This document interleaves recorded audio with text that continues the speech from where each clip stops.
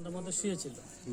শুয়ে থাকার পর কি যেন একটা কামড় দেয়। কামড় দেওয়ার পর চিৎকার করে উঠে, তো বাড়ির লোকজন সবাই উঠে দেখে যে বলছে আমাকে কী যেন কামড় দেওয়া। তারপর কামড় দেওয়ার পর দেখা যায় একটা সাপ, পিছিয়ে দেওয়া সাপ মানে বের হয়ে গেল বাড়ি থেকে। তারপর পায়ে দেখলাম যে সিদ্ধের মতো, আমরা কনফার্ম হয়ে গেল সাপটা কামড় দিয়েছে। তা আমরা রশি দিয়ে বেঁধে আমরা প্রথমে বুনিয়াদপুর রশিদ হসপিটাল নিয়ে আসলাম। সেখান থেকে ডাক্তার দেখে শুনে আমাদের রেফার করে দেয় গঙ্গারামপুর মহকুমা হাসপাতাল। সেখানে চিকিৎসা চলাকালীন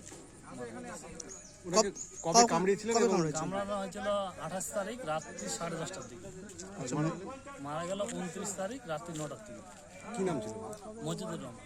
কোথায় বাড়িটা কোথায়?